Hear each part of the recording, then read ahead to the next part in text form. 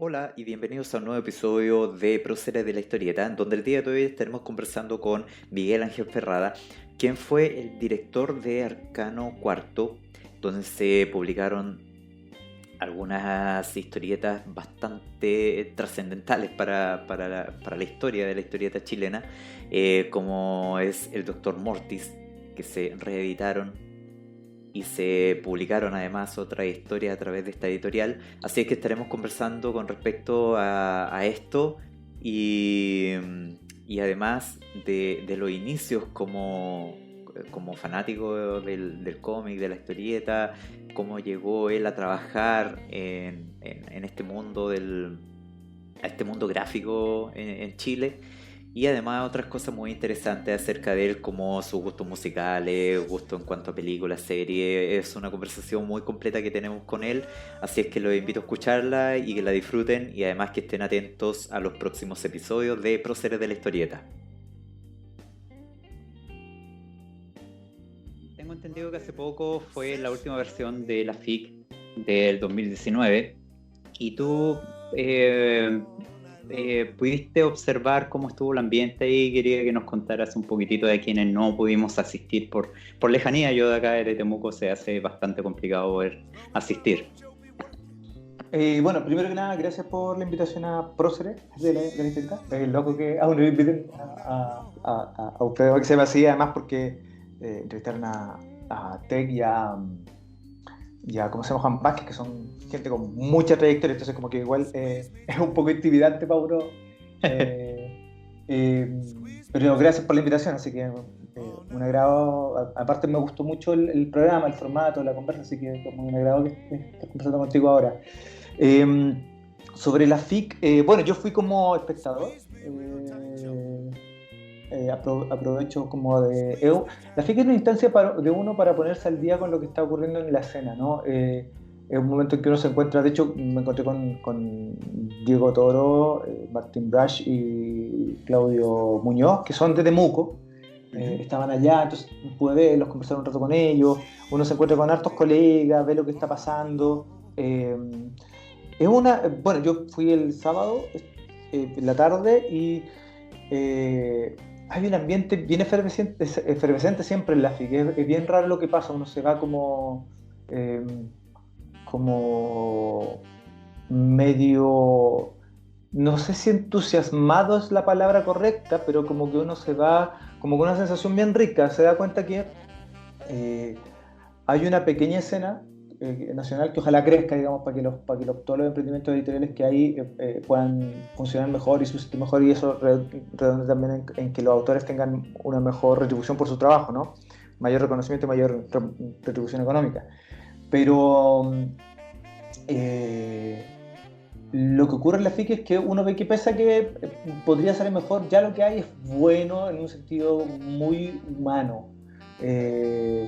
Hay una masa de creativos que están sacando cómic igual, pese a que, digamos, las ventas ya no son lo que eran hace 7 años atrás, y siguen publicando cómic y siguen publicando cómic muy diverso, y hay un público fiel que sería bueno en algún momento dado cuantificar realmente para poder evaluarlo bien, pero digamos, independiente del número que sea, es un público que uno lo ve todos los años, que está allá, va, se compra los cómics que están saliendo, sabe el trabajo de los autores. Alguno tendrá más preferencia por un tipo de cómic u otro, ¿no? Pero hay un interés genuino, y eso es como súper valorable. Entonces como que uno sale con esa cosa como, qué rico esto, qué rico que esto siga pasando. Como que conversábamos con algunas personas y es como, desde un lado pragmático, hay tantos motivos para no ser cómic, hay tantas razones para tirar la esponja, y que, digamos, se siga haciendo y se siga haciendo bien y se siga leyendo.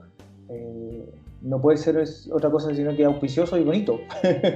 Claro, yo creo que es el hacer cómic, el hacer novela gráfica, tiene mucho que ver cuando uno dice esto es por amor al arte. Yo creo que aquí junta, pero de manera perfecta, porque como tú decías, y muchas personas lo dicen, que la novela gráfica, el cómic, no da para vivir actualmente en Chile. Falta mucho, yo creo, pero como bien dices, hay una escena y se mueven, hay gente muy motivada, así es que es bueno que exista eso y sobre todo para quienes somos consumidores de cómic, que es bueno que no tiren la esponja como tú dices. Sí, es precisamente eso, uno ve el amor al arte. Yo creo que en pocas actividades se ve tanto. Mm. Porque además como que hay un respeto social, pero es un respeto social mucho menor que el que pueda tener la literatura, o el teatro, o la danza, o cualquier otra expresión, o la pintura. Esos tienen un respeto social, una valoración social igual interesante. El cómic realmente, yo siempre digo, es como el último perro, es como la última pulga del último pelo de la cola del último perro, más que esto del último barrio. Pero lo digo con todo el cariño que le tengo a los perros quiltros, ¿cachai? No lo digo como de manera efectiva, lo digo como asumiendo el lugar que ocupa socialmente. No sé si hay otras Claro. artes que tengan menos rédito social. Puede que digamos, hayan artes que tengan menos rédito social, pero acá es como, digamos, uno no se hace ni famoso, ni llueven las fans, ni como en la música, por ejemplo, ni, digamos, uno se transforma tampoco en el centro de atención de ningún lado, sacando la guitarra, como pasa si uno saca la guitarra. Nada, es una labor solitaria, donde está en instancia 2-3 veces al año para conectar con el público, y igual hay gente que sigue haciendo cómic. A mí me parece maravilloso, así que lo encuentro un fenómeno increíble. Miguel Ángel, ¿tú dónde vives actualmente? Yo vivo en Santiago, en Providencia. Sí. ¿Y en qué lugares tú has vivido y cuál es tu lugar favorito de ellos? Yo viví la infancia hasta los 10 años más o menos en Pudahuel. Antes de eso, más chicos, deambulamos por varios lados con mis papás, pero como que mi infancia fue en Pudahuel. Y de ahí nos fuimos a vivir a Puente Alto. Y en Puente Alto estuve viviendo intermitentemente, salvo un par de veces que me fui a vivir a Las Rejas, que es muy loco, que me fui a vivir a Las Rejas, después volví a Puente Alto y después volví a Las Rejas, a 2 cuadras donde había estado antes. Y claro, gran parte de mi vida fue en Puente Alto. Un lugar favorito, bueno, me gusta harto donde vivo ahora. Es bien céntrico, tiene una serie de comodidades como con relación al trabajo que estoy haciendo, entonces lleva un espacio bastante cómodo, agradable para mí para trabajar, pero sin duda, como uno dice, siempre decimos por ahí los puentealtinos, llegamos al Puente Alto en el corazón, porque algo pasa con crecer en el lado más extremo de la ciudad. En un momento, cuando yo vivía en Puente Alto, Puente Alto era el lugar más lejano del centro. Uno podía trazar con un compás y era lo más lejos. Y te genera una onda rara, te genera eso de que en realidad, no sé, ir al cine, cuando no existían los cines, digamos, de multisala, era tener que viajar una hora hacia el centro, 1 hora y media hacia el centro, o cualquier cosa, digamos, juntarte con ciertos amigos. De cuando ya uno estaba estudiando, juntarte con ciertos amigos significaba movilizarte mucho para algo. Esa sensación de lejanía desde el lugar de donde están pasando las cosas, te genera una manera de relacionarte con el mundo, supongo. A mí me pasa, no sé, veo los mundos, cuando hay esta retrospectiva y uno ve los 90 o principios de los 2000, lo que la llevaba y lo que estaba pasando, y uno estaba tan lejos de todo eso, ¿no? Y uno con sus amigos, como que, no sé, te hablan de los 90 y los primeros años de la llegada de la democracia, y todo es efervescente, bulliendo, y uno en realidad estaba metido en una villa en Puente Alto, alrededor de una plaza. Te genera una identidad muy particular, creo yo. Entonces, como que uno siempre sigue ahí, de alguna manera. Y bueno, tú comentabas que existía bastante lejanía con respecto al centro de Santiago, pero ¿de qué manera tú te la arreglabas como para poder tener acceso a cómic, novela gráfica en esa época? ¿O ya esto es como de un gusto llamado adulto? No, es precisamente en la adolescencia. Una de las cosas que apenas, no sé, salí de octavo básico fue querer salir de Puente Alto. Puente Alto era una especie de de centro gravitacional, entonces, donde, por ejemplo, nosotros llegamos a un lugar donde estábamos rodeados por potreros, la villa donde vivíamos nosotros. Estábamos nosotros, estaba la del lado y la de enfrente, y el resto era solo potrero, entonces era y empezaban alrededor de esta empezaron a salir más. Pero era un centro gravitacional, ¿no? Era como que orbitaba y en torno a ese lugar, y además tenía que pegarte un pique a la Plaza Puente Alto o derechamente ir al centro. Entonces una de las primeras cosas que yo quise salir, como arribando a la adolescencia, fue quiero salir de acá, quiero ver más cosas. Y ahí me fui a estudiar a San Miguel. Y eso permitió, digamos, que me hiciera amigo de los panquetas de San Miguel, de la Gran Avenida, el Llano o departamental, como esas coordenadas. Y con ellos partíamos habían dos tipos de carrete. Uno que era caminar por las departamental con Gran Avenida, como por esas las avenidas y las transversales de San Miguel, que son muy los escenarios de los prisioneros, de donde surgen los prisioneros. Entonces como que esa misma rutina de aplanar calle, ¿no? Patear piedras. Claro. Y lo otro que hacíamos era ir al centro. Y en el centro, claro, uno ahí se pillaba... Bueno, pasaba que, por ejemplo, en San Miguel, en el paradero 18, donde estaba como el centro neurálgico de los Metrobús, había un pequeño centro comercial, y ahí había un señor que tenía revistas antiguas. Entonces a él yo le compraba las Iron Man que se habían publicado en los años 80 por la editorial Gabriela Mistral. Empecé ahí a juntarlas, comprándoselas a él. Y lo otro era ir al centro, por ejemplo, y estaba arriba de Las Manos, que era una de las primeras tiendas de cómics. Que era una cosita muy chica, si no me equivoco, si estoy bien con que es la arriba de Las Manos, era que estaba en el metro Universidad Católica. Entonces uno iba ahí a encontrar lo que pillaba, encontraba ahí una Bandido antigua, una revista de los años 80, o alguna Matucana, o alguna Ácido, estos cómics más underground.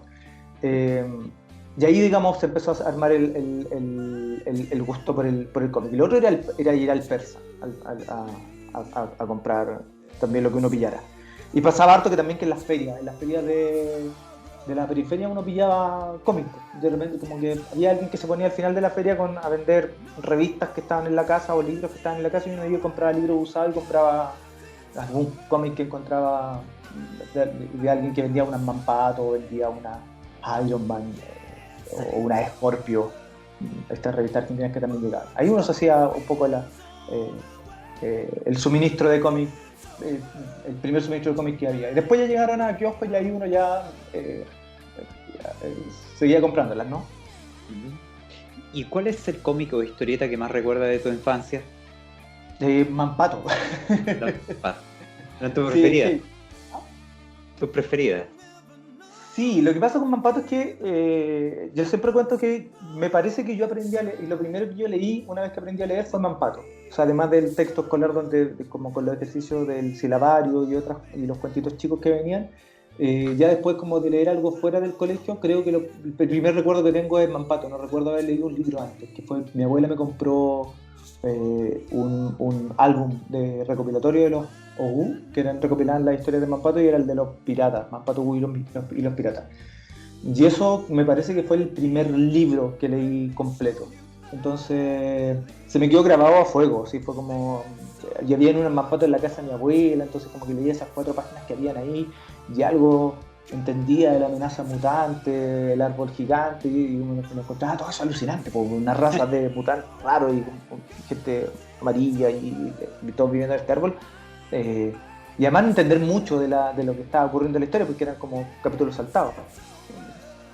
Entonces me fascinaba Mampato. Y de ahí mi papá cuando empezó a salir las recopilaciones en Cucalón, empezó a llevar las Cucalón a la casa. Llevó una, no sé por qué, por comprarnos algo, supongo, y yo aluciné. Así como, Mampato está acá, el personaje que me gustaba, bla, bla, bla. Entonces ya ahí empezó a llevármelas todas. Y ahí yo ya me enganché con el personaje.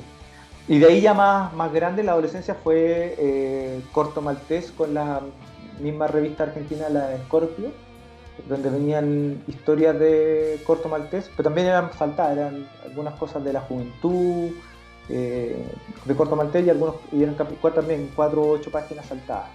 Y después fue Iron Man, como te contaba, con este caballero que vendía las Iron Man antiguas, y ahí yo ya fui por primera vez, pude leer un cómic más o menos de manera más secuencial. con una... O sea, excepto Cucalón, que ahí uno efectivamente leía las historias completas, pero aquí era como leer una historia más de un adulto que tenía ataque al corazón y que tenía que mantener su empresa mientras era superhéroe, entonces ahí fue como, wow, esto está alucinante. ¿Y tú aún conservas este material? Mm, Mira, Cucalón y Macpato y los álbumes de Dogu, sí, eso me lo arreglé para conservarlos siempre. Las Scorpio, no.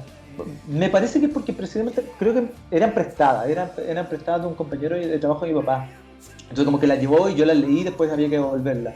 Y las Iron Man, muy bueno, no había, en un momento dado tuve una apertura económica y tuve que vender muchas revistas y vendí esas y estaban medianamente bien evaluadas porque eran cómics antiguos, entonces ahí digamos me deshice de una colección que estaba casi completa. Tú también eres ilustrador, ¿verdad? Y ¿dibujabas tú desde pequeño? ¿Cómo era O eso sea, ahí? no soy ilustrador ahora. O sea, cuando bien loco, ahora soy guionista. ¿Sí? eh, sí, pero cuando era chico dibujaba. Yo era el bueno para el dibujo del curso. Hasta cuarto medio. Era el bueno para el dibujo. Cuando entré a estudiar diseño dejé de dibujar. Le pasaba a toda la gente que estudia diseño y nunca pude retomarlo. En el trabajo en cómic, lo máximo es llegado a hacer diseño de personaje o hacer layouts, Claro. pero Pero sirve el hecho de saber dibujar porque, como tú dices, diseña un personaje y no te queda mal. O sea, claro, y además uno sabe lo que entra lo que entra en una viñeta, también sabe de composición, claro. sabe, o sea, yo creo que siempre como que los talleres que alguna vez he hecho, a los guionistas siempre les digo, ustedes tienen que saber dibujar, aunque dibujen mal. Pero tienen que conocer los rudimentos del oficio. Y de la misma manera siento que los dibujantes de cómic tienen que saber de guión. Uno tiene que conocer es como, supongamos que esto fuese una malla curricular de una universidad que ¿cómo se llama? Dicte la carrera de narrativa gráfica o de cómic, debería haber un plan común donde tú aprendes y después te especializas o en guión, o en dibujo, o en rotulado, o en color, pero tú tienes que saber los rudimentos del oficio. Así que afortunadamente, claro, yo tenía no solamente era bueno para el dibujo, además sabía dibujar, había estudiado anatomía, sé hacer una perspectiva, digamos, sé de lo que hablo cuando hablo de dibujo, entonces eso me permite también como tener una conversación muy fluida con un dibujante y saber qué puedo pedir y qué no puedo pedir. Mm. Tú fuiste editor de Arcano Cuarto a partir del 2009. Me parece mucho que ahí fue la primera publicación. Quizás formaste esta editorial antes, pero antes de formar Arcano Cuarto, ¿qué trabajos ligados con la novela gráfica o el cómic tuviste? El primero es una revista que salió el año 2001, que se llama Requiem, que afortunadamente no mucha gente ha visto porque no es muy buena. Eh, eh, 2001 creo que fue el 2001 que saqué ese cómic. Ese fue mi primer trabajo y era una historia muy en la línea de lo que sigo haciendo ahora, que es mezclar esoterismo, eh, como mapas simbólicos culturales con algo de historia de Chile y mitología también nacional, como meterlo todo en una juguera y armar una historia. Ese fue como el primer intento, y eso fue el 2001. De ahí vinieron varios, y eso fue publicado, un primer número. Iban a ser tres de una saga de 15, pero y la primera miniserie era de tres números, pero al final solamente salió el primero. Y de ahí hice varios cómics cortitos con vista a publicarlos en la web y no funcionaron, pero me sirvió para después con Felipe Benavides y con Carlos Reyes armar el proyecto de Mortis, que fue como hacer un sitio web sobre el personaje del Doctor Mortis y ahí publicar una serie que se llamaba In Absentia Mortis, que eran puro webcomic. Mm. Y eso fue el 2007. Con eso, digamos, parte este nuevo proyecto que en un momento dado, como uno de los brazos del proyecto significó armar una editorial y fue armar Arcano Cuarto el 2009. Claro. ¿Y por qué Doctor Mortis? Porque ese otro de los, cuando nombro siempre así como un corto maltés, Iron Man, Mampato, el otro es el Doctor Mortis. Como el último que se añadió a ese cuadrado conceptual, ¿no? El, yo había leído el Doctor Mortis también como en la adolescencia y me encantó en cuanto lo leí. Yo era, siempre he sido muy fanático del terror clásico, Edgar Allan Poe, Lovecraft, ¿no? Como que después leer Arthur Machen. Después uno lee a Stoker o a Mary Shelley, y es un tipo de terror que tenía mucho que ver con lo que yo había consumido de muy niño. Yo cuando chico veía películas de terror con mi abuela, entonces como que me gustaba mucho el terror clásico, el de la Hammer o el de Roger Corman. Y el Dr. Mortis era súper tributario de eso, entonces me gustaba un montón. Y pasó que dentro de como viendo que eran puras historias inconexas, de repente me empecé a dar cuenta que había personajes que se repetían o algunas cosas, ¿no? Como que había una especie de universo compartido, como le diríamos ahora, eh, y empecé a armar esta cartografía. Pues, y de repente me di cuenta que el Dr. Mortis, la última historia en tiempo presente, había sido encerrado en una isla, en una pequeña isla como rocosa en medio del Océano Pacífico, y nunca había salido de ahí. Y ahí yo dije, bueno, ¿qué pasaría si saliera? ¿No? Y en ese momento yo estaba leyendo estos cómics de Vértigo, Sandman, Animal Man, Doom Patrol, todos estos cómics que pescaban cómics antiguos y digamos que hayan quedado como en el olvido de alguna manera o se hayan dejado de hacer. Porque en el caso del Dr. Morty seguía muy vigente. Yo me acuerdo que cuando yo empecé a leerlo hablaba con cualquier persona y todo el mundo conocía al Dr. Morty, entonces, pero sí se había dejado de hacer. Y yo sé, ¿qué pasa si uno lo hace ahora con códigos modernos y lo tomo desde aquí, desde que está encerrado en esta isla? ¿Cómo se liberaría? Y ahí empecé a inventar una historia. Y eso fue lo que le presenté a Juan Marino, que era el creador, cuando lo conocí. Y, y finalmente se transformó primero en esta serie de webcomics. Claro. Y entonces el 2009 aparece publicado, lo que primero aparece publicado es un recopilatorio, ¿cierto? O son tres recopilatorios, porque entiendo que son tres. El siniestro Doctor Mortis, Carne y Sangre del Doctor Mortis y Antihombres del Doctor Mortis. Sí, son tres. El primero fue lo publicamos con Mítica Ediciones de Marco Rauch. ¿Sí? Publicamos ese cómic en conjunto. Me acuerdo que Marcos, como que conversamos una vez y a él también le gustaba mucho el personaje, entonces como que ya él tenía ya la editorial armada y nosotros en ese momento estábamos como barajando la idea, estábamos muy enfocados en los webcomics, entonces, pero igual había gente que nos pedía publicar los clásicos y nosotros además queríamos hacerlo, entonces como que se conjugaron las intenciones del grupo que teníamos nosotros, más lo que quería hacer Marco con la editorial. Y publicamos el primer volumen con él. Y después fue como, tuvimos algunas diferencias con Marco con respecto a cómo queríamos distribuir el libro o digamos, diferencias como de conducción editorial. Así que el segundo libro lo publicamos, ahí armamos Arcano Cuarto para publicar el segundo libro y el tercero, y además reeditar el primero. Claro. Y entiendo que Doctor Mortis salía en algunas publicaciones en la tercera, ¿cierto? Eso fue después, eso fue cuando ya nosotros habíamos habíamos publicado ya los tres primeros libros clásicos y los tres del Retorno, o no, los dos primeros del Retorno en realidad, ahí se acercó Copesa, al Limited, que es una empresa dentro del grupo Copesa, para publicar las historias clásicas del Dr. Mortis, y ahí nosotros armamos esa colección. Ya. Bueno, acá tú trabajaste con Roberto Tapia en los tres primeros tomos, ¿cierto? De estos recopilatorios del Dr. Mortis. Sí, en realidad no trabajé directamente con él porque él vivía fuera de Chile cuando publicamos el primer tomo y murió antes de que publicáramos el tercero, si mal no recuerdo. Pero son los clásicos que él dibujó con guión de Juan Marino. Ya, entiendo.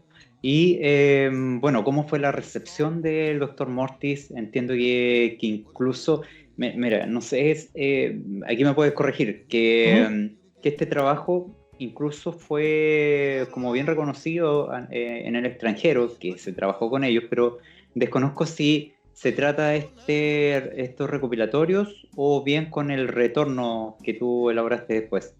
Claro, no, lo que ocurrió, eso es con el Retorno. Hay dos colecciones, digamos, que armamos. Una que era la clásica, que es Dr. Mortis, que fueron 3 tomos recopilatorios que porque era el primer dibujante del Dr. Mortis, fueron recopilatorios dibujados por Roberto Tapetón y escritos por Juan Marino, que era su creador. Y paralelo a eso, nosotros hicimos esta webserie que te contaba yo, con muchos dibujantes, muchos guionistas, son una treintena. Yo creo que debo ser una de las personas que más ha trabajado con otros colegas en Chile. Es bien loco, el otro día pensaba en eso, como que he trabajado en la FIC mismo me doy cuenta, cuando hablo con ellos, trabajé con él, como, ¿Y cómo se hace para trabajar con tanta gente? Se complica un poco porque tantos creadores. Sí, yo creo que todos tienen su ritmo distinto para trabajar. Claro, yo creo que eso es lo más complicado, entender los ritmos de cada uno. Mira, tiene sus cosas complicadas como todo, pero es bien gratificante. En mi caso en particular, fue con todas las cosas, digamos, que pueden haber salido en el camino, ¿no? Un dibujante que se demora más de la cuenta, o un guionista que rabea porque en realidad tú le corregís la historia, porque yo ejercía de directora y entonces era como, eso se puede hacer, eso no se puede hacer, esto me gusta pero cámbialo para allá porque yo creo que quedaría mejor. Y claro, y hay guionistas que no les gusta mucho eso, o dibujantes también, que uno va y le dice, esta viñeta hay que dibujarla, ¿no? Y es como, no, pero yo ya la hice. Dejando todo eso de lado, que no es más que el quehacer del oficio, y uno tiene que entender que eso es parte de, uno como director tiene que entender que eso que va a provocar una reacción en el otro que no va a ser en algunos casos la mejor del mundo, y el otro además tiene que entender que uno está haciendo su pega. Es súper gratificante. A mí me pasa como lo que te comentaba yo del webcomic, que es In Absente Mortis, son 18 historias. Hasta el día de hoy yo miro ese libro y creo que ahí los creativos casi todos dieron lo mejor de sí, y las historias están súper buenas. Hizo un libro, digamos, y ahí está relacionado con lo que me preguntaba, ¿no? Es un libro que uno lo ha puesto afuera de Chile y es como, wow, esto es lo que se hace en Chile. Así como me ha pasado varias veces. Entonces, es súper gratificante, como... claro, al final me gané un poco, el otro día alguien me contaba, me dice que me había ganado una fama de perfeccionista, de exigente, que había creativos que no se atrevían a trabajar conmigo porque era medio, oye, esto hay que hacerlo así, esto hay que cambiarlo, pero al final del día lo que quedan siempre son los libros, y es un trabajo que me tiene muy, muy orgulloso. Y bueno, después hicimos además una novela gráfica con Italo Humá, que era lo que venía después de esta webserie, que se llama Morty Eterno Retorno. Uh-huh. Y bueno, o sea, como que hasta el día de hoy es un trabajo que me enorgullece un montón. Italo Ahumada es uno de los mejores dibujantes de Chile, de lejos, y se sacó los zapatos para dibujar ese guión, que era muy demandante, muy complicado, porque trabajé con un registro muy de los matices, ¿no? No hay grandes explosiones, no hay grandes puestas en página, no, es todo muy de psicología del personaje que se mueve para acá y está sospechando, y está todo en una mirada, en un plano, en un encuadre muy particular, el efecto de la luz y la sombra. Ítalo, no sé cómo lo hizo, que pudo reflejar todo eso a la perfección, o sea, y no exagero, o sea, yo siento que está a la perfección. Y ese libro en particular es un libro que ha generado impacto afuera. Me tocó ir a Argentina y los argentinos lo veían y era como que no podían creer. Me tocó conocer unos chicos que un amigo chileno les había mandado el libro a ellos, y ese libro circulaba entre todos los lectores, como este grupo de lectores de cómic de Argentina, un grupito, digamos, no estoy hablando de todos, sino que un grupito de cabros que leían cómic en Argentina, y se lo pasaban entre ellos, uno al otro, porque rayaban con el libro. Y cuando me conocieron fue como... además no se dieron cuenta que era yo el escritor, entonces fue como muy genuino que me lo dijeron, así como, este libro es increíble, y bla, bla, bla, y yo como lo ubico, no, lo trajo un amigo, y el final, y bueno, conversamos, y ahí era como, yo en un momento yo le revelo que yo era el escritor, y fue como, wow. Y también llamó la atención de Sam Cannon, que es un académico de la Universidad de Austin en Texas, o Texas en Austin, siempre se me confunden. Y él lo había leído, él analiza el cómic latinoamericano y en particular le interesa mucho la escena chilena, y él hacía una lectura bien potente del libro, encontraba que era una novela gráfica muy profunda. Entonces también, y eso llevó a que nos invitaran después a la San Diego Comic Con a hablar de la experiencia chilena. Qué interesante. Y esta experiencia fue muy gratificante, me imagino, participar allá y poder exponer tus novelas. ¿Cómo, cómo se hace para allá? ¿Lleva un cargamento de textos para que los puedas vender? ¿Cómo no me lo imagino? Sí, mira, ahora hay una instancia de ProChile que yo no conozco muy bien, en que uno postula y efectivamente ProChile parece que se pone con un stand y donde pueden vender los cómics, llevan cómics chilenos y los venden. Nosotros en realidad, ¿sabes? Fuimos más que nada a hablar de lo que hacíamos. Entonces no llevamos cómics para vender ni nada, fue como ir a la charla y ahí estar como en algunas actividades con otros actores de la escena indie del cómic y otros tiempos libres, digamos, para que uno fuese. Yo fui a algunas charlas de guión, talleres, aproveché de tomar talleres, aproveché de conocer gente. Es bien alucinante estar allá, está ahí en la capital del entertainment, de la cultura pop del mundo, entonces como bien apabullante y alucinante. A mí me encantó. Hay colegas que han dicho que como que llegan un poco desilusionados porque en realidad ven que ese mundo está en otra. Yo en realidad salí como extasiado, ¿no? Es como, no sé, no iba con la gana o sea, iba con la gana de que también de que alguna editorial diera el trabajo y dijera, wow, esto lo queremos publicar. Pero entendiendo que esas cosas suelen ser como muy excepcionales, la experiencia de estar allá y conversar con otros creativos a mí me fue como alucinante. Pero claro, no sé cómo será la otra experiencia, ¿no? La de sentarse con un stand y tratar de vender tus cómics a ese público. Claro. Bueno, tú comentabas que te consideran como alguien muy perfeccionista y la verdad es que yo para preparar esta conversación estuve viendo hartos videos de entrevistas que tú has dado y efectivamente me sorprendió la calidad que tú querías entregar en los cómics. Justamente lo que tú señalas del perfeccionismo, porque incluso en la última entrevista que pude ver, tú hablabas del gramaje del cómic, tenía que ser perfecto para que no se copiara, pero a ese nivel. Y de hecho, mira, y aquí es donde quiero meter la novela gráfica Lock and Key, que es de los autores Joe Hill y Gabriel Rodríguez, que es chileno, y que tú también señalas que tú publicaste aquí en Chile esta novela gráfica que es extranjera y la publicaste en Chile y es la mejor edición que se ha hecho a nivel mundial, porque ha sido editada en Estados Unidos, creo que en España también, pero en la España, chilena... Italia, todos lados. Sí. Claro, pero la chilena es la mejor edición. Entonces, claro, y habla bien de lo perfeccionista que eres justamente. Sí, bueno, sí. Pasan ahí dos cosas, parece que me estoy acoplando de nuevo, ¿no? No, ya no. Ya. Pasan dos cosas ahí. Una que, Lock and Key es una serie alucinante, es como, yo soy fan, entonces de repente se dio la posibilidad de publicarlo en Chile y es como, tenéis que hacerte cargo, tenéis que estar a la altura, ¿no? Gabriel es un genio creativo, es un dibujante también muy, muy, muy perfeccionista, de una calidad como poco en el mundo, entonces uno no podía salir desluciendo, tenía que estar a la altura del reto. Y bueno, le pedí a Gabriel, de hecho, que como que yo tenía algunas ideas con respecto a la edición y quería, iba a aceptar el reto de editarla si él estaba a caballo en la edición, y él estuvo siempre muy presente, entonces pudimos hacer un montón de cosas que en la edición original, que fue finalmente la que replicaban en todos los países, no estaban, y nosotros tomamos esas decisiones y eso mismo después lo vieron el editor de Estados Unidos, el editor original, y le gustó tanto que dijo, bueno, vamos a hacer lo que están haciendo estos gallos, lo vamos a hacer nosotros ahora, a partir de ahora, con las ediciones de Lock and Key.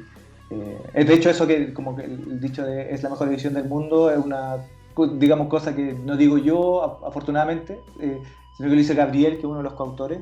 Lo dijo Joe Hill también cuando la vio y lo dice el editor mismo de Estados Unidos. Fue como, wow. Cuando lo vio dijo que heavy lo que están haciendo acá, y lo tomaron como referencia. Entonces eso para mí fue un orgullo súper grande.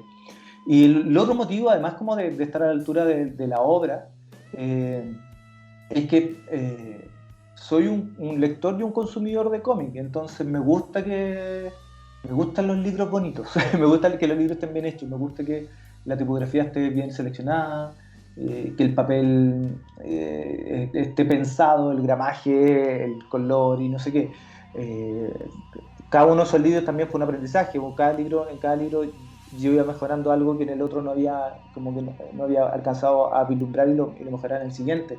Eh, entonces, siento que efectivamente cuando tú pones algo afuera, ¿no? Cuando ya sea una novela, un cómic, una recopilación o lo que sea, eh, debes cuidar que eso esté bien, porque va a haber otra persona eh, que no te conoce y no tiene por qué perdonarte nada, ¿cachai? Entonces, eh, el trabajo tiene que estar impecable. Nunca los trabajos están perfectos, eso es como una de las cosas que uno tiene que aprender, pero uno tiene que tratar de alcanzar la perfección y no soltar esto hasta que uno hizo todo lo posible. Como, no sé, a uno no le gusta ir a un restaurante y que te sirven la comida mal hecha. Es como, te sientas y tu plato no puede, el pollo no puede estar cocido a medias, porque me apuré, porque resulta que había que sacar tanto plato. El plato tiene que estar bien. De la misma manera, por ejemplo, soy muy preocupado de la rotulación, que es una cosa que suele verse por encima en el proceso del cómic, como que la gran mayoría de gente no le da mucha importancia, y yo siento que es fundamental. Siempre lo comparo con el audio en el cine. Si tú vas a ver una película, no importa lo buena que es la película, no importa lo bueno que sean las actuaciones, no importa lo bueno que sea el guión, si el audio está desincronizado 2 segundos con respecto a lo que está pasando, no vas a disfrutar la película. O sea, eso es un hecho. O sea, tú te sientas a ver una película y si el audio está desincronizado 2 segundos, es annoying. Estás todo el rato no disfrutando la película, no importa lo buena que sea. Entonces, el diablo está en los detalles, y había esa preocupación en los detalles, porque te estoy pidiendo que compres el libro, te estoy pidiendo que leas mi cuento, te estoy pidiendo que leas mi novela, te estoy pidiendo tiempo, te estoy pidiendo dinero en algunos casos. Eh, pero si ya con que te pida tiempo y atención, yo tengo que retribuirlo con el mejor trabajo posible. Bueno, esta novela que estábamos comentando, Locan Key, son 6 tomos y que se publicaron entre el 2011 y el 2015, me parece, ¿cierto? Creo que sí, creo que creo que fueron 5 años, 4 años, sí. También tuvo al principio hablábamos de la FIC. Esta novela ganó un premio de la FIC como la mejor novela extranjera publicada en Chile, ¿verdad? Sí. Mejor novela gráfica. Mejor novela gráfica, claro. Cortito, así, ¿de qué tratan estas novelas? Para quienes no conocen. Sí, es la historia de una familia donde cuando muere el padre, los 3 hijos que están, digamos, en los rangos del comienzo y el final de la adolescencia, los 3, uno está al comienzo y el otro al medio y el otro al final, tienen que mudarse a la casa de la familia al otro lado de Estados Unidos, a una mansión que se llama Key House, y en esa mansión encuentran unas llaves que tienen poderes, y esos poderes están relacionados con un secreto familiar. Y es una novela de crecimiento, ¿no? Es una novela donde estos personajes que están bordeando la niñez y la adolescencia tienen que cruzar el umbral a la madurez. Es una obra como profundamente, pese a todo lo que tiene como de fantástico y de su mitología propia, que es muy potente en la mitología de la llave y todo eso, profundamente humana y emocional. Eso es como lo que podría decir en pocas palabras. Y bueno, tú cuando conociste esta novela fuiste bastante visionario, porque le comentabas a Gabriel Rodríguez, el coautor, que esta novela gráfica podía convertirse en una gran novela gráfica a nivel mundial. Y bueno, en una de las entrevistas que vi por ahí, tú decías que él estaba un poquito como dudoso de lo que tú le estabas comentando, pero en realidad, como te decía, tú fuiste bastante visionario y de hecho se comenzó a dar como tú le habías comentado. Sí, bueno, ahora Gabriel dice que él desde un comienzo que leyó el guión siempre supo que esto iba a ser un éxito. Claro, lo que dice Gabriel es que él lo leyó y supo que era algo muy bueno. Pero claro, uno uno a veces está dentro de las cosas y otra vez está afuera. Él estaba adentro, decía, sí, esto es muy bueno, pero no sé si va a tener un gran impacto, tal vez no estaba tan seguro. Pero yo fue leerlo, porque además con Gabriel llevábamos ya un buen tiempo siendo amigos en ese momento, y me mostraba las cosas que estaba haciendo para la editorial, y siempre yo las leía y bien, y Gabriel con su estilo de dibujo bien potente y cada vez mejoraba más, pero fue leer Lock and Key y alucinar, fue como, acá estoy frente a otra cosa, es como cuando hablaba esto de lo muy humana que es la historia, ¿no? Uno puede vender historias por concepto. Te voy a contar la historia de una raza extraterrestre que llega al mundo y convierte a todos en no sé qué. Y eso puede parecer interesante. Y uno va y dice, quiero ver eso, me suena choro, ¿no? Quiero verlo. Pero las historias que realmente dejan como que impactan son las que tienen un corazón emocional. Finalmente las historias que no importa de lo que te están hablando o de lo que tratan, sino que te están hablando a ti de cosas profundamente humanas. Creo yo, esa es mi manera de ver el oficio de la ficción.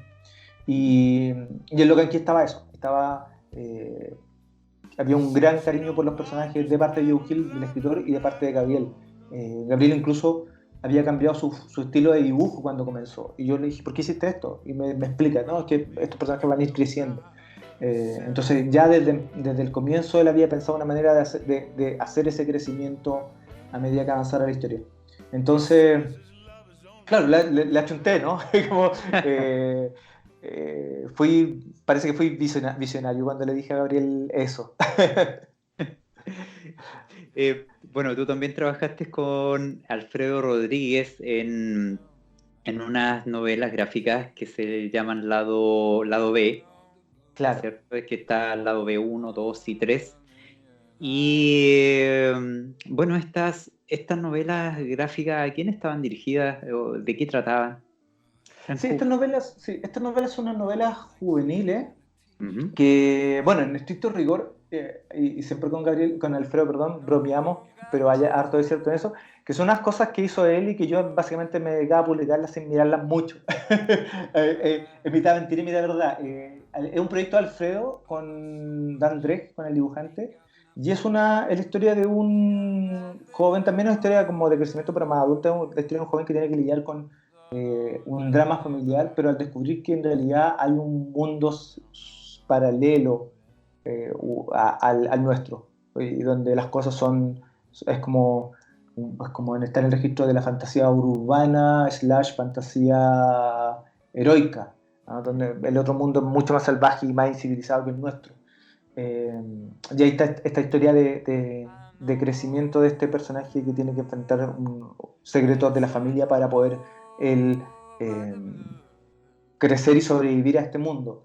Y a mí era un proyecto que me gustaba harto, sobre todo porque era un proyecto bien desafiante. El primer libro es un libro objeto de hecho, que tiene objetos, ¿no? Que tiene una carta arrugada entre medio, que es un diario de vida que está anotado, entonces tú lees el diario de vida y entre medio van estos cómics que van mostrando cómo es el mundo, y en un momento de un personaje le entregan un papel y ese papel está dentro del libro, en un momento alguien habla de una foto y esa foto está con un clip en el libro, entonces era una manera de contar historias rompiendo un poco los moldes del cómic tradicional, ¿no? Y después el segundo era una mezcla de cómic con libro ilustrado, y el tercero era un cómic y sin ninguna otra parafernalia, era como que nos dimos la vuelta, partimos por lo más complicado y terminamos con lo más tradicional, pero ahí también fue como con Alfredo fue subir la apuesta, es como hagamos un libro, una novela gráfica potente, ¿cachai? Como si tienen que ser 200 y tantas páginas, hagamos un libro de 200, o 300 páginas, ya no recuerdo cuántas páginas tiene, pero en ese momento era parecía ser que era una de las novelas gráficas más extensas publicadas en Chile, y hecha en Chile. Entonces, cada uno de esos libros son libros a los que le tengo harto cariño porque significaron expandir en la manera de concebir los libros en la editorial y expandir la manera en que presentábamos también la historia. Bueno, nosotros estábamos hablando de esta novela gráfica que recién estabas comentando, está Lock and Key, donde no participas tú como guionista, obviamente, sino que como editor. ¿Mm? Pero vuelves al trabajo de guionista con La Noche de los Imbunches, que es una novela gráfica juvenil, ¿cierto? Sí, sí. Ahí Claro. tengo un... ¿Sí? Sí, bueno, Ah, esta novela fue publicada el año pasado. sí, a fines del año pasado. Sí, Sí. es un cómic que escribimos, una novela gráfica que escribimos con Felipe Benavides, con el que yo ya había trabajado en Mortis. Felipe se acerca a mí hace unos años y me cuenta que está armando una historia de unas niñas que son descendientes de brujas y quería meter algo de mitología chilena en la historia. Y como sabe que yo soy fanático del tema, primero que, claro, quería que le diera algunos datos. Le di un par de datos, después me hizo algunas consultas sobre el guión y ahí yo en realidad sentí que vi el trabajo de la Jade González, que es la dibujante, que había construido toda una especie de Valparaíso bartoniano en su dibujo y en lo que llevan hecho. Y sentí que había una oportunidad de hacer algo choro con el cómic. Y ahí yo le pedí a Felipe si podía meterme como co-guionista y meter más cosas de este mundo de mitología chilena urbana en el presente. Eh, y ahí, claro, ya armamos esta historia que, digamos, al principio era una primera parte y la hicimos completa, gracias. Afortunadamente la Jade también quería hacer la historia completa, entonces al final hicimos esta historia completa de estas niñas que tienen que enfrentarse a unas cazadores de brujas y se dan cuenta que están metidas en medio de una pugna de poder de hechiceros en el territorio chileno, con harta referencia a la mitología. Y era una manera también como de volver a lo que yo ya había hecho en Requiem años antes. Eh, Así que fue bien interesante ese libro. Y bueno, lo publicado el año pasado y he tenido re buena recepción, sobre todo en el público joven. Es como una de las cosas que me gusta a mí, es un libro que entre el público del lector de cómic ha pasado medianamente desapercibido, me parece. ¿No? Yo estoy medio conectado al mundo del cómic, entonces no sé realmente qué es lo que está pasando, pero me parece que es un libro que ha pasado un poco bajo radar, pero ha llegado en ferias a chicos de 14, 15 años, 16, y ahí tiene mucho éxito. Eh, bueno, tú estabas comentando que te gusta trabajar con jóvenes y también eso lo reflejas en el trabajo que tú tienes con Pascualina. Sí, ¿Sí? ¿Desde cuándo estás trabajando con Pascualina? empecé el año, hace 3 años atrás, empecé a trabajar en Pascualina. Sí, sí, a ver. Sí, van 3 años más o menos. Vamos para los 3 años, 2 años y medio en realidad, ¿Mm? trabajando en Pascualina. Claro, y aquí, bueno, en la agenda ¿Mm? están incluidos unos cómics y en esos Sí, cómics tú participas. Aquí tu participación es como guionista, como co-guionista. ¿Cómo es el trabajo acá?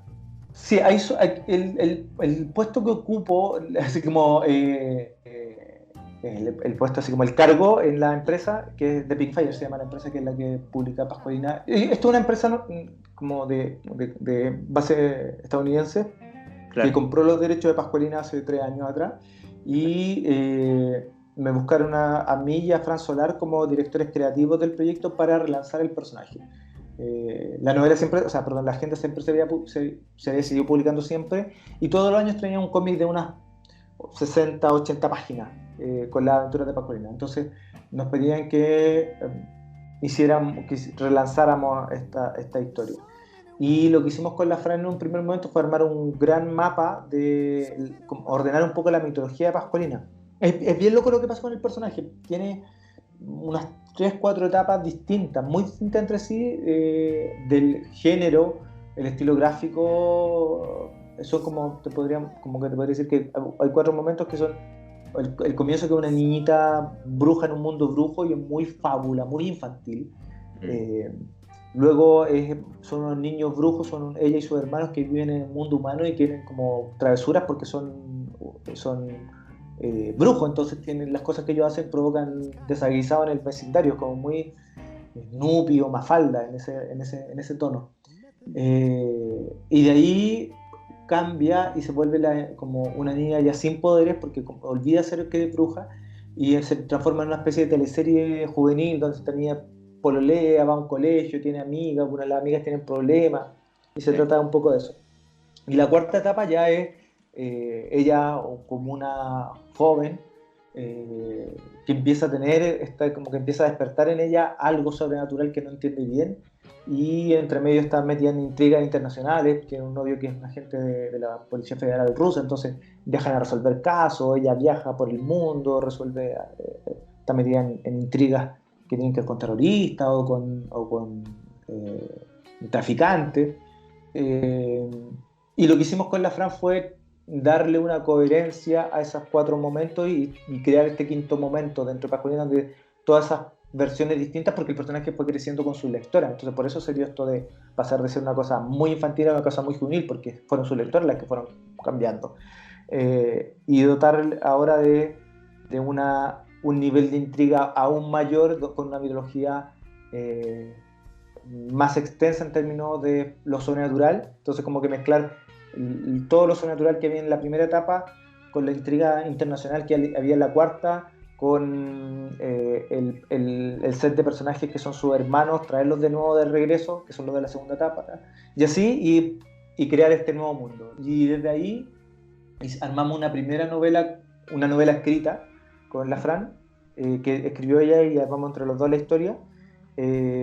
Y el cómic que aparece todos los años, ese lo hizo yo, y lo dibuja Meli Jensen, que es una dibujante y animadora chilena.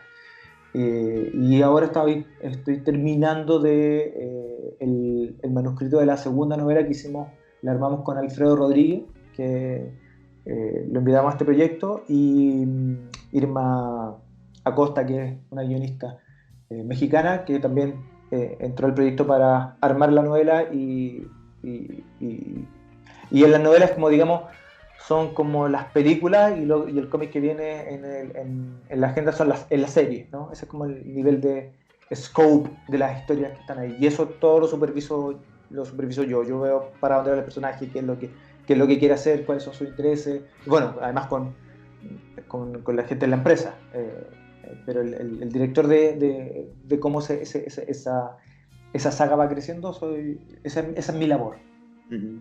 Pero qué entretenido, porque imagínate cuántas jóvenes están esperando la agenda del próximo año y tú tienes la exclusiva.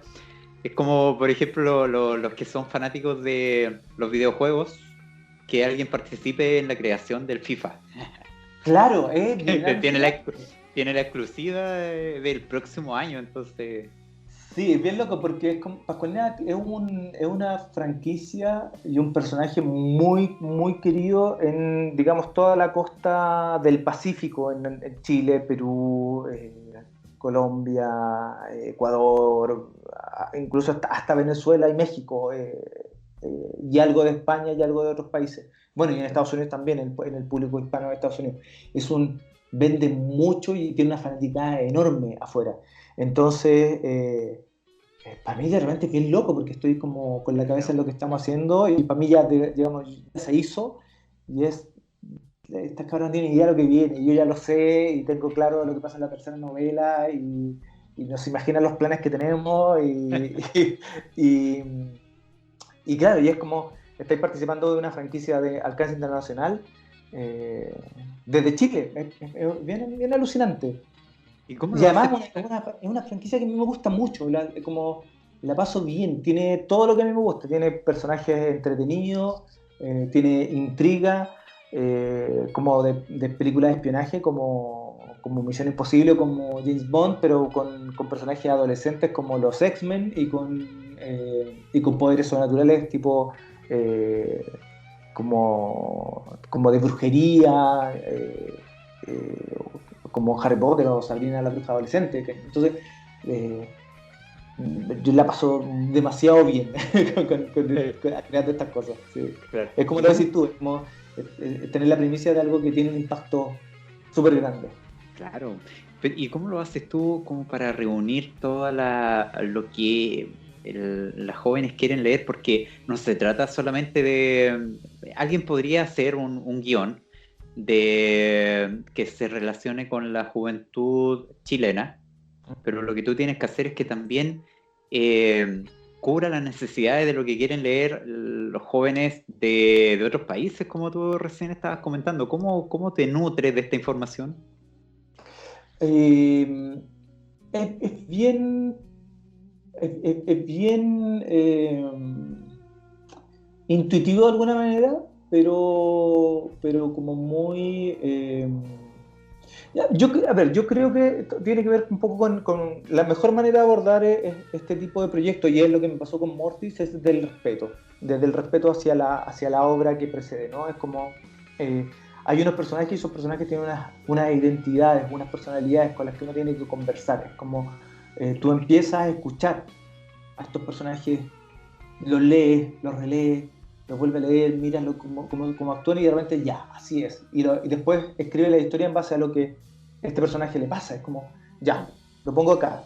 ¿Cómo reacciona ella? ¿Cómo reacciona él? Ya, y esto me lleva a otro lado. Y así voy creando la historia, digamos, y uno va por proceso de revisión, porque no puedo dejar que los personajes corran por sí solos. Tengo que ponerle obstáculos para que la cosa sea entretenida. Tengo que saber dosificar esas cosas.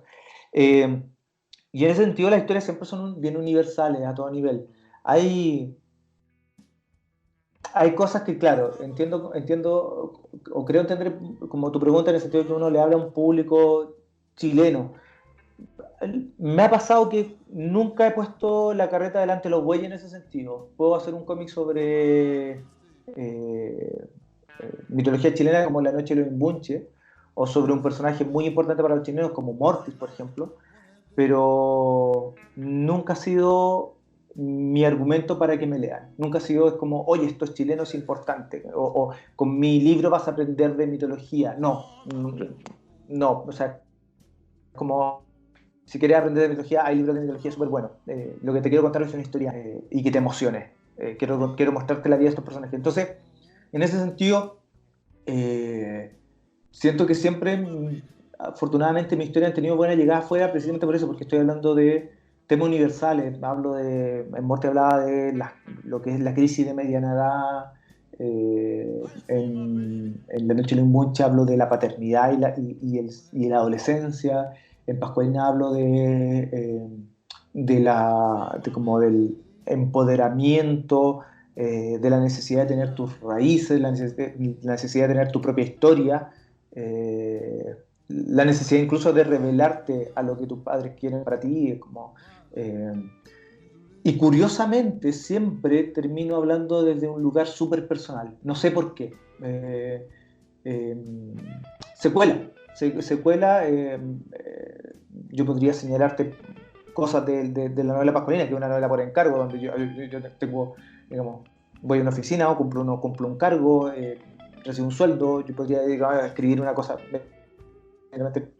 inevitablemente secuela mis intereses, mi visión de mundo, pero más allá de eso, mis como como secuela lo que es importante para mí, más que incluso mi visión de mundo o mi interés. Secuelan cosas que son muy importantes para mí y que significan mucho para mí. Y yo creo que eso es lo que finalmente, cuando llega al otro lado, al lector, hace clic. Es como, esto que hay acá, esta frase o este momento, es real, y lo siento real, y es porque cuando yo lo escribí era real para mí y era importante. Entonces, en ese sentido, mi historia no importa. Creo que nunca he querido que importen por motivos extra más allá de la historia. Tengo una novela lista sobre la brujería de Chiloé, y una de las cosas que quiero cuidar más, cuando salga, es que sea una novela recibida, porque es una buena novela, es una buena historia, y hablo de cosas que de nuevo, son importantes para mí, y no porque es una novela sobre los brujos de Chiloé. Si alguien quiere saber del brujo de Chiloé, hay unos libros re buenos sobre el tema. Entonces, yo creo que ahí donde donde he logrado eso. Ahora, me alegré un poco con la respuesta, pero es que me motivó. Pero Sí. claro, ahora uno siempre, nunca llega a todo el mundo. Hay lectores de Pascualina que querrán un tipo de Pascualina, y yo le estoy dando otra. Y tal vez no estarán muy conformes con lo que hago. Inevitablemente cuando uno toma decisiones, desecha otras opciones. afortunadamente, esta nueva Pascualina es tan tributaria de la anterior que mayoritariamente ha sido bien recibida. Es como, este es el personaje que te gusta, no fui y la transformé en una guerrera experta en artes marciales que pelea contra ninjas. No, es la misma chica que tú leíste siempre, es como ve el mundo desde el mismo lugar. Y eso la gran mayoría de la lectora lo ha visto y le ha gustado. Claro. No, y es impresionante como uno ve que se vende la novela, porque, o sea, perdón, la agenda y la novela también, y en jóvenes que, como yo lo vi con mi señora, lo vi en vivo, que ella fue creciendo con la Pascualina y hasta el año pasado compró la última Pascualina, efectivamente. Buena, ya. Entonces, y ella tiene 27 años, por lo tanto, ahí yo lo he visto en vivo que es así, como tú lo has Te dijo que es la Pascualina que le gusta. Claro, y de hecho, no tiene nada escrito, pero la lee. Eso es lo mejor. Y heavy eso, sí, nosotros ahí, bueno, tenemos unas conversaciones con el departamento de marketing de la empresa en el sentido de que hay gente que compra la agenda para leer el cómic nomás. ¿No? Y claro, y se fija en todo el arte visual que tiene, que es impresionante. Yo creo que eso es lo que más llama la atención, el cómic, todos los dibujos que tiene, estos stickers, que todavía que yo creo que es lo que más, una de las cosas que más, junto con el cómic, es lo que más agradecen, el hecho de los stickers que no se desaparezcan. Sí, es bien loco. Yo cuando entré en la empresa y tuvimos que analizar primero el producto, y analizar cuáles eran las fortalezas, cuáles eran las cosas, siempre saltaba esto de que alucinan con los stickers. Y claro, y la agenda además tiene un trabajo del equipo de diseño que son un 7 los cabros del equipo de diseño y arman unas monstruosidades llenas de detalles y capas y cositas que finalmente termináis con una agenda que no es una planilla donde tú llenas cosas, está lleno de diseño. Así que, claro, es un objeto de diseño muy potente, está lleno de cosas. Y entre esas cosas está ahí el cómic, que afortunadamente ha funcionado súper bien. Sí. Tú como guionista me imagino que lees mucho, ¿cierto? Sí. Paradójicamente en los últimos años no he leído tanto como solía leer, porque me aboqué a escribir una novela y como era mi primera novela en prosa, quería tener una prosa lo más limpia posible, imitar lo menos posible a otros escritores. Y entonces me pasaba que cuando estaba leyendo a otro tendía a escribir como el que estaba leyendo, entonces tuve que parar un rato de leer, pero sí, suelo leer harto. ¿Y qué lees tú? ¿Cuáles son tus preferencias?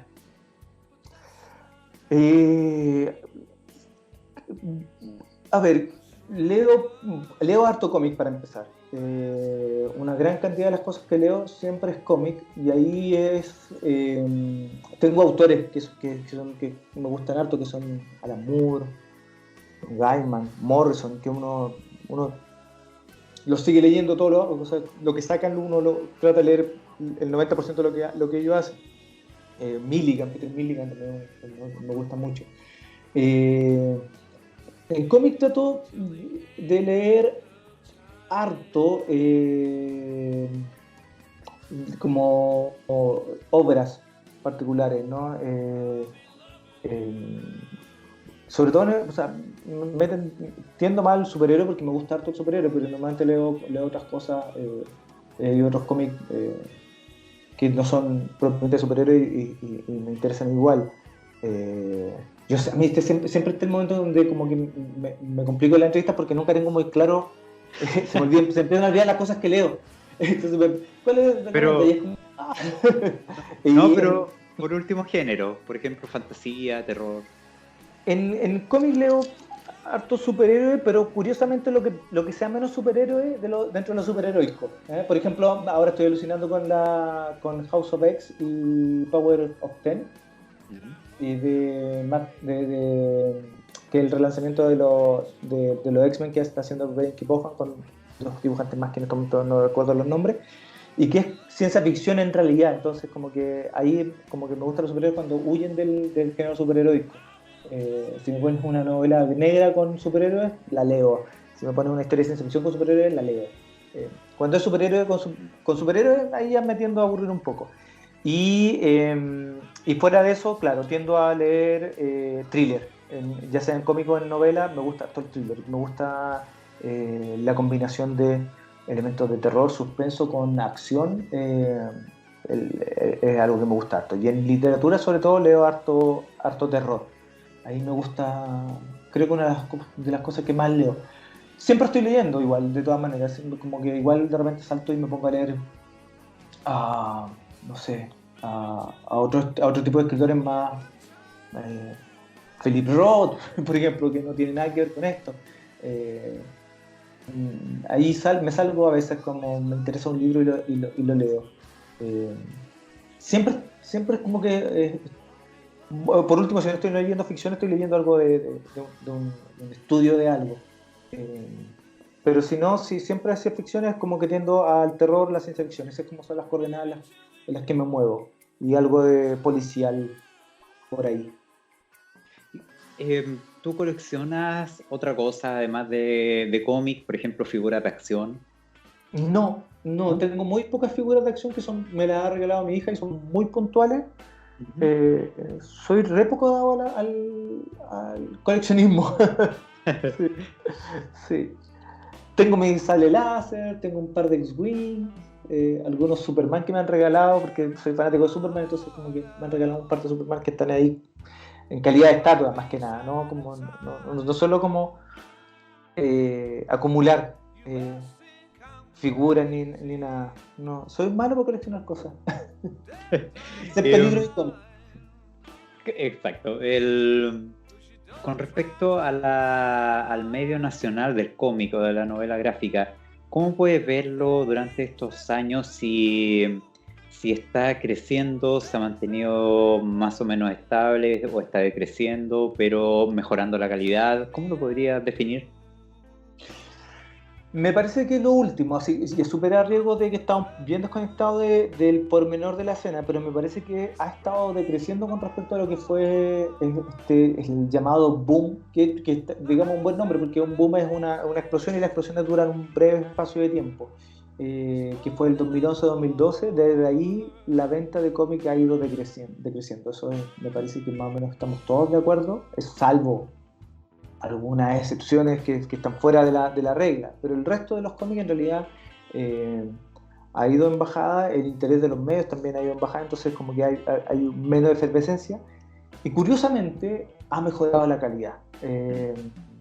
Yo siento que hubo un rato que fue este momento bullente, ¿no? donde el cómic, uno sacaba un cómic y le iba muy bien, y hubo un apuro de sacar más cosas, entonces se publicaron primeras partes que nunca salió la segunda, se publicaron sagas que nunca se terminaron, se publicaron cómics dibujados a la rápida o con la historia a medio cuajar, y afortunadamente ahora yo veo que se están haciendo cómics más cortitos, más chiquititos, ya no está esta cosa de la novela gráfica, se están haciendo cosas de 30 páginas, 40 páginas, pero que están muy bien en términos de guión y en términos de dibujo.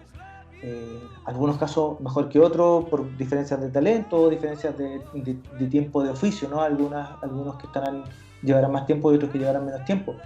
Pero afortunadamente ha ido mejorando. Yo creo que ha sido fruto de este sostener de varios actores del medio que han seguido, y ahí incluso como que yo me siento un poco al debe con respecto a mis colegas, porque yo un rato me dediqué a ser el editor de Arcano Cuarto y a editar a otros, y después como que me dediqué a escribir novela, y de ahí recién volví a publicar un cómic el año pasado, con el que salió de Pascualina en la agenda, y el de La Noche en un Bunche, y este año un nuevo cómic de Pascualina.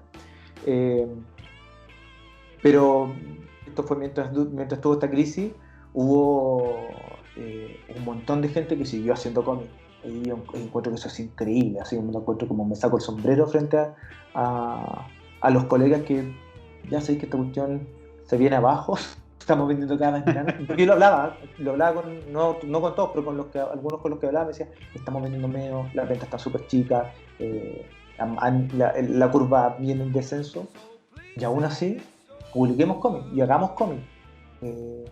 Lo conversaba con algunos colegas en la FIC, eso es puro amor. Eso es puro amor por el oficio, y es como, debe ser unas cuestiones más bacanas que hay en el mundo. Como, perdón por el entusiasmo, pero es como, siento que es una escena tan honesta que un rato se volvió un poco menos honesta, que un rato fue como, fue un poco más exitista, ¿no? Es como, hay que meterse acá porque esto es lo que la lleva. Y como la llevan las cosas en Chile, ¿no? Que un rato la lleva el stand-up comedy, entonces están todos los que hacen hacer stand-up comedy, y después la lleva, no sé, ser poeta, no sé, nunca se ha puesto, pero algún día se va a poner de moda ser poeta y voy a ver un montón de poetas. Pasó un rato con la novela gráfica, todo el mundo quería hacer una novela gráfica, y estaban todos ahí, porque era donde había que estar. Y 5 años después no, y hay un montón de gente haciendo historieta, hay un montón de gente haciendo novelas gráficas, hay un montón de gente haciendo historieta, cómic o como quieran llamarle, manga, y están ahí ya parrando, y hay un montón de gente además, ojalá siempre sean más, pero un montón de gente que está súper interesada y está leyendo. Y me parece que eso es pucha, eso es bello, ¿cachai? Eso es como, claro. Me pasó ese día en la FIC, el día que fui, fue como, qué bacán. Yo te juro, yo pensaba que se iba a acabar. Como que en un momento me decía, esta cuestión ya fue el veranito San Juan que algunos dijeron que iba a ser, y nada, pues vamos a tener otro en 10 años más y un montón de entusiasmados. Y no, hay un montón de gente que sigue entusiasmada. Le comentaba a alguien ese día que a mí como guionista me es 1000 veces mejor trabajar solo, hacer cosas en prosa, hacer cuentos, hacer una novela, porque en realidad voy, me siento, armo la historia en los ratos que yo tengo, y la escribo y está lista. No tengo que hablar con un dibujante, no tengo que esperar que el dibujante termine, no tengo que pelearme con un dibujante porque pucha, no estamos de acuerdo en no sé qué cosa, no tengo que pasar por nada de eso. Y aún así uno quiere hacer cómic. Y aún así estoy haciendo otro cómic con otra persona, y aún así ya ese día conversar, hagamos algo. Y eso es porque uno ama el oficio. Yo podría dedicarme a escribir novelas, a escribir cuentos, y no hablar con nadie, y tener mis productos afuera y pasarla bien, y nada. Y incluso es más respetable que ser un guionista de cómic. Pero uno no deja de amar este oficio. Entonces veo así la escena, ¿cachai? Así la veo, como un montón de gente enamorada del oficio. Y creo que es lo mejor que podemos tener. Y ojalá eso crezca en masa de lectores, para que toda esa gente tenga una retribución, la retribución que se merece, en términos de reconocimiento y en términos monetarios. Pero me saco el sombrero con mis colegas, así de verdad, así como que ese día veía pura felicidad. Es bacán. Mira, yo sé que tú ya no eres editor de Arcano Cuarto, pero igual te quería preguntar con respecto a dónde se pueden encontrar estas novelas gráficas en las que tú trabajaste por muchos años y que de repente la gente que esté escuchando quiera conseguir. Si es que existen todavía a la venta, o porque entiendo que La Noche de los Sin Punches todavía está a la venta, ¿cierto? Sí. Pero los anteriores, a ver, los Mortis están totalmente agotados. La trilogía de Mortis, las dos, las del clásico y las del nuevo, están agotadas. Entonces es difícil, al menos que uno las encuentre en segunda mano, en Facebook, de repente. Es raro, porque en realidad la gente tiende a conservarlos. Es como una de las cosas que más me gusta de mis libros, sobre todo de los Mortis, es que muy poca gente los revende. Yo tengo la primera y no la voy a soltar. Gracias, bacán. ¿Viste? Sí, eso es heavy, eso pasa. Los Locan Key y los lados B todavía hay disponibles. Mira, te mentiría si te dijera cuáles son las librerías, porque estoy tan desactualizado que es mejor ir a la página de Arcano Cuarto o en las redes sociales de Arcano Cuarto y preguntar ahí, y las nuevas dueñas, que son una es mi hija y la otra dueña es Claudia Vidal, que fue la administradora mucho tiempo de la editorial. ellas responden súper rápido cuáles son los puntos de venta y creo que lo tienen ahí bien a la mano. Yo sé que son algunas librerías dentro de Santiago, venta online en Busca Libre, Claro. me arriesgo a decir que en Linio y en Smart. También, bueno, en Shazam Comics están ahí los lados B, los Lock and Key, menos el 1 y el 2 creo, eso no están en ningún lado. Pero en todos estos lados que yo te mencioné estarían los lados B, están los Lock and Key, está La Noche de los Imbuches también, y Santiago Desierto, que es el último cómic que publicó Arcano Cuarto, que es de Rocío Mendoza y Fabián Todorovich, y que ganó el premio IBI, que es la medalla Colibrí, a mejor novela gráfica. Ese nos faltó comentar, claro. Y siento que es un cómic muy adulto, muy maduro y es muy lindo, entonces como que no fui el editor de ese libro, sí fui como, yo hice una convocatoria en un momento dado y hubo varios libros que me llegaron que me interesaron, y los que estaban entre los 5 ahí, uno era ese, y cuando me fui a la editorial les dije a la nueva dueña, están estos libros y estos me interesan y este uno, que ustedes vean si quieren publicar, y afortunadamente ellos engancharon súper bien con ese libro y lo publicaron y se ganó un premio, entonces ahí fue, para mí fue la muestra de que la editorial quedó en buenas manos, las chicas tomaron una buena decisión. Sí. Y que Arcano Cuarto sigue sin mí, sigue bien y funcionando, así que iban a seguir sacando cosas y manteniendo la calidad que habíamos siempre querido. Además que tú comentabas que estaba tu hija participando, me imagino que ahí también siempre va a existir un poco de consejos tuyos. Sí, siempre me piden como la opinión. Yo al principio era como que la mandaba buena parte. Oye, ¿qué opinas de esto? Haz lo que quieras, lo decía yo. Muy también como de malentonarla, a que tomaran decisiones, a que se equivocaran y todo. Ahora soy más como después de que se ganara el premio, fue como, bueno, se lo ganaron los autores, pero ellas también como con el ojo editor fue como, ven, pueden hacer las cosas bien, y ahora yo sí efectivamente doy mi opinión, a veces yo veo algo, oye, esto está bueno y se los mando a ella, oye, por si acaso, échenle ojo a esto, claro, que está haciendo esta persona. Así que sí, o sea, un rato era como no quiero saber nada de la editorial y ahora es como está ahí, está en buenas manos, así que si te puedo ayudar, bien. Claro. Yo creo que cada vez que vas tú sintiéndote más afuera de la editorial, de repente lo ves como más cercano. Yo creo que es como loco, pero... Sí, es preciso. Mira, lo dijiste súper bien. Sí, a medida que me fui alejando, me volví a conectar con eso que me gusta. Es como... En un momento dado ya no quería saber más de ir a imprenta, no quería saber más de ver las facturas, de impuesto interno, entonces, no, quiero saber, no, y fue como no quiero saber más de esta cosa. Y eso me ha permitido estar tan lejos que poder decir, pero esto es lo que me gusta. Entonces, y decirles, y además, insisto, es como ellas editaron La Noche de los Imbunches, ellas editaron Santiago Desierto, que son 2 libros a los que le ha ido bien, entonces ya tienen vista algunas cosas y las miré y fue muy bien, está bien. Entonces tengo la tranquilidad de poder decir, oiga, ¿les tinca esto? Y que me digan no, y también que me pregunten a mí y yo poder decirles sí o no sin que eso sea un peso. Entonces es como alejándome me he vuelto a acercar, eso es tal como lo decís. Sí. Bueno, y para hacer una recapitulación de tus trabajos en los que estás trabajando, valga la redundancia, nos comentabas que estás trabajando para Pascualina, año a año. Sí. También estás trabajando en una novela gráfica. Es una especie de novela gráfica, sí. No puedo revelar mucho todavía. Ya. Pero está bien avanzada. Sí. Está bien avanzada. ¿Y una novela? Y una novela, que esa está lista, sí.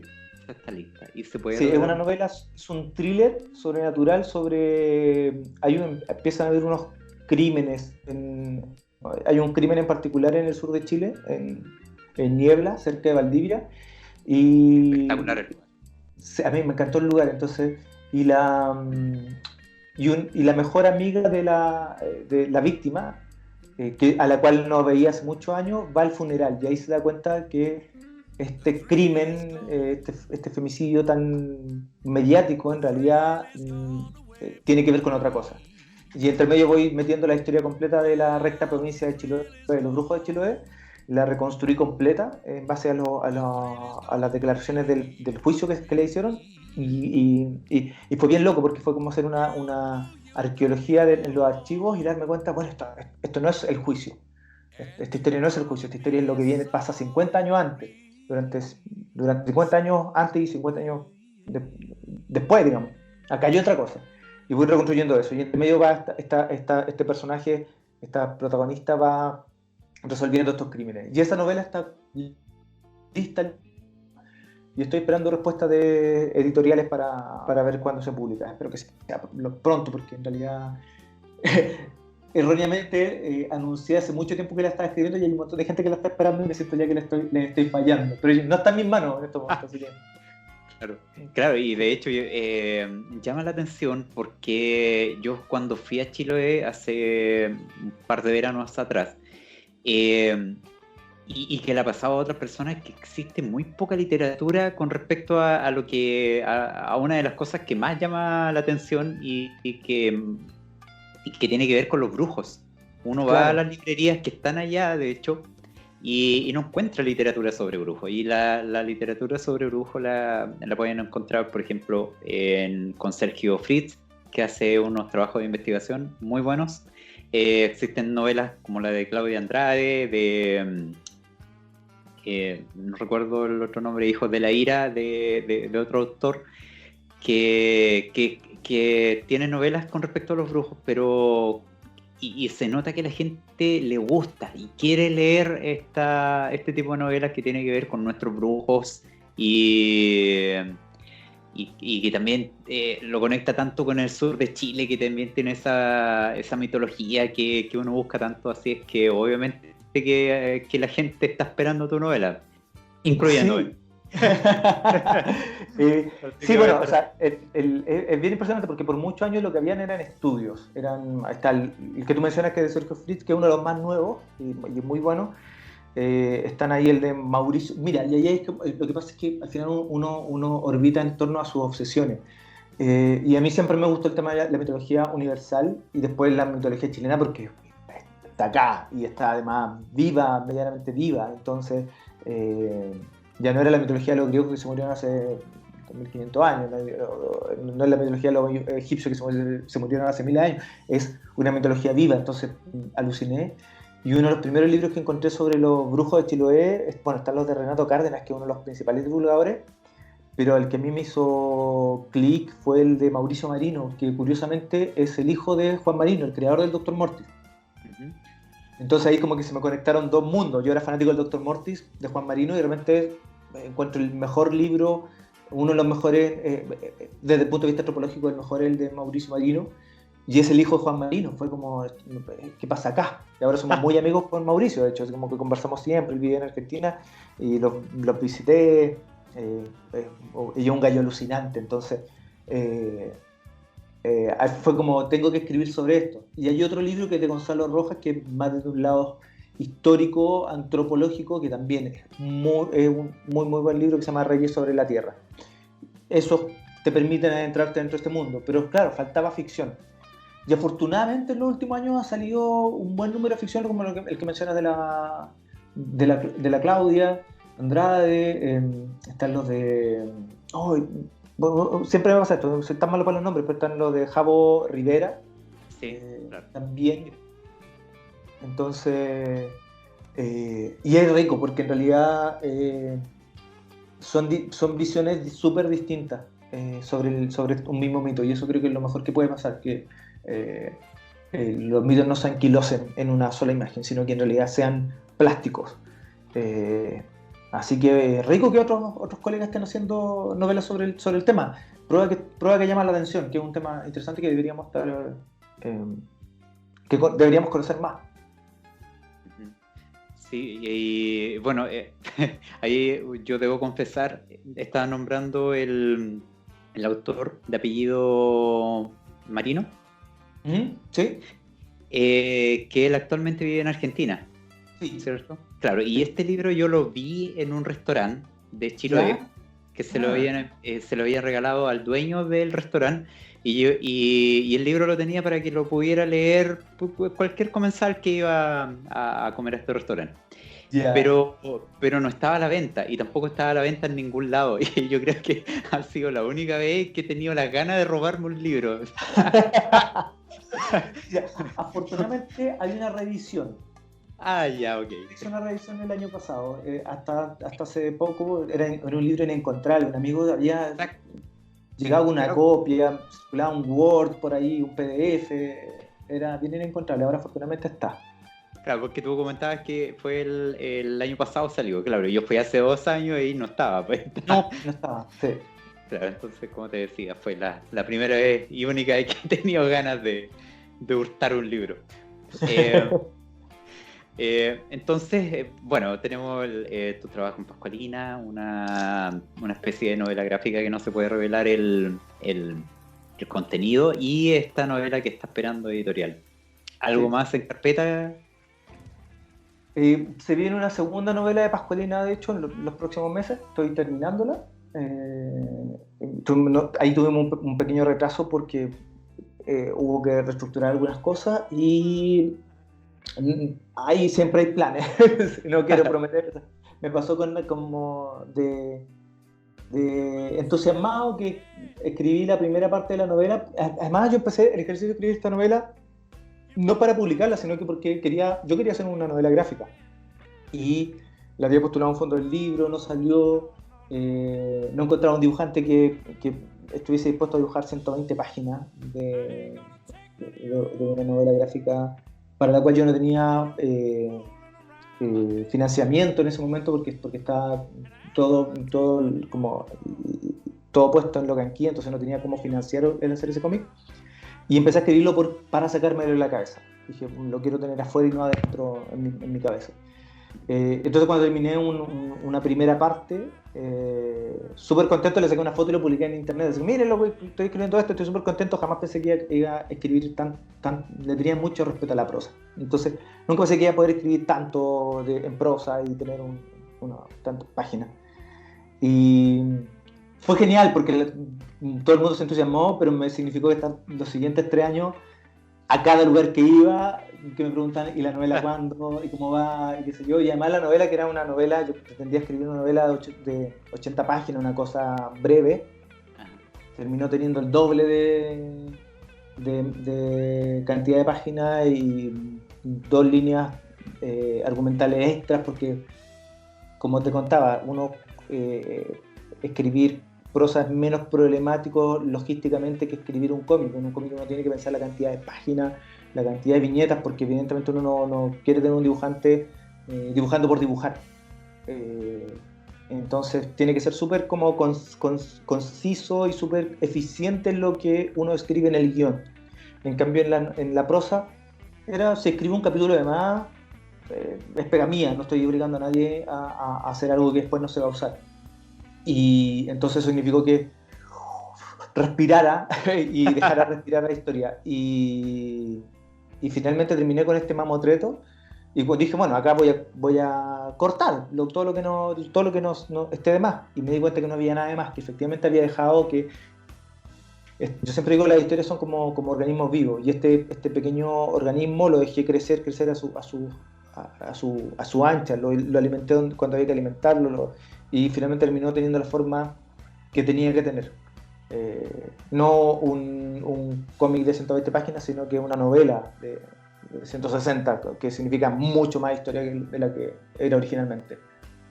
Entonces, prefiero no decir lo que pretendo hacer en un tiempo más, porque además me estoy muy concentrado en la novela de Pascualina, y ahí quiero empezar a tomar algunas ideas que están dando vueltas, que espero que también vean la luz más o menos pronto, pero prefiero no prometer nada.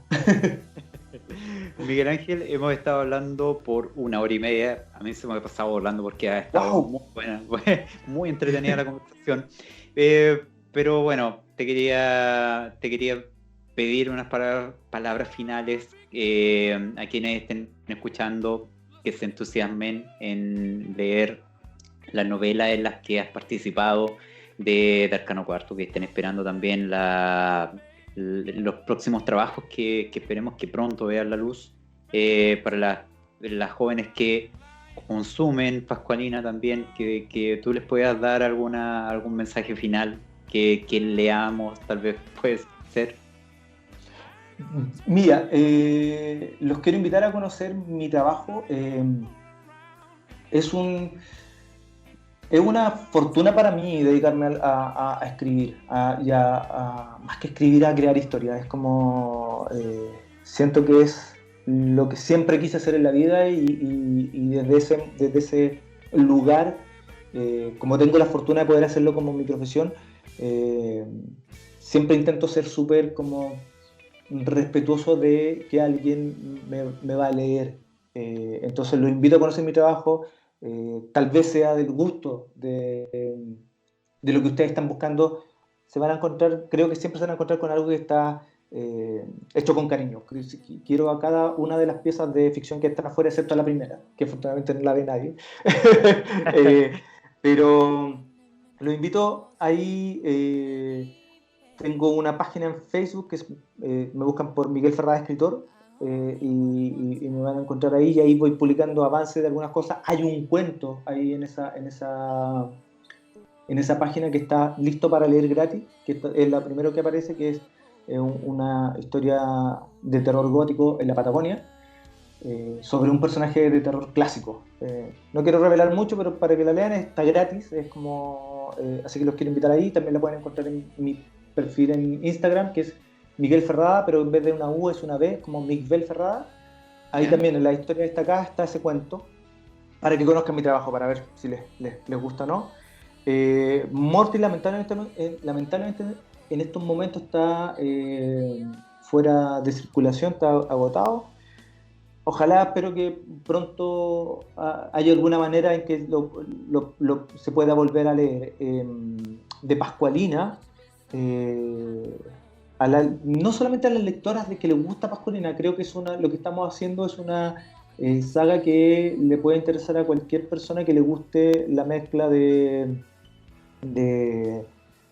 aventura adolescente con intriga internacional, con elementos sobrenaturales. Si te gustan esas tres cosas, te va a gustar lo que estamos haciendo, independiente si eres fanática de Pascualina. O sea,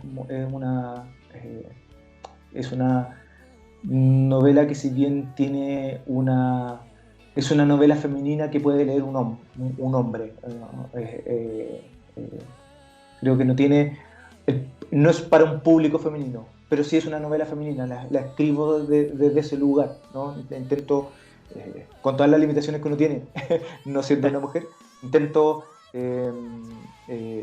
escribir desde un lugar similar a eso. Así que nada, invito a cualquier persona que le interese leer una historia entretenida con una mitología de brujos y de mundo oculto y de persecuciones. La novela parte con una secuencia en tren, la primera, que termina con un accidente de tren brutal. Entonces, no son unas novelitas románticas como anodinas, son bien choras, así que yo creo que le puede gustar a cualquier persona que le guste ese tipo de material. A los más chicos los invito a leer, y a los más grandes también, pero sobre todo que es donde yo veo que es donde tiene más llegada, 12, 13, 14. La noche de los imbunches es una historia muy bonita sobre ser hijo y sobre ser padre también. Yo la escribí para mi hija. Es como Felipe Benavides venía con su historia, y yo ahí dije, esto me permite hablar de ciertas cosas que quiero compartir sobre el hecho de ser padre, y sobre el hecho de ser hijo, ¿no? Entonces es un poco eso. Y además es como una manera, también hay brujos, hay monstruos chilenos, hay un Valparaíso mágico bien potente que hizo la Jae González, entonces les va a gustar harto. Y espero que pronto puedan leer la novela sobre los brujos de Chiloé. Así que si me siguen en redes sociales, ahí pueden estar atentos a lo que publique sobre eso. Va a ser digo yo, siempre es como True Detective con flashback de Vikingo. Un poco eso, como una trama policial en el presente de crímenes y de alguien investigando esos crímenes, y mientras tanto estás viendo intriga de palacio en una sociedad premoderna. Entonces, bueno. ese es como el elevator pitch para venderte la serie. Es como True Detective con flashback de vikingo. Esa es esa novela que espero que esté pronto afuera. Así que si me siguen en redes sociales, en Twitter y Facebook, van a saber cuándo esté afuera. Bueno, las redes sociales, nosotros en la descripción del video vamos a dejar como notas las redes sociales para que ustedes puedan pinchar y redirigirse de inmediato y puedan seguir, como está comentando Miguel Ángel acá, todas las novedades que vaya teniendo en cuanto a sus trabajos.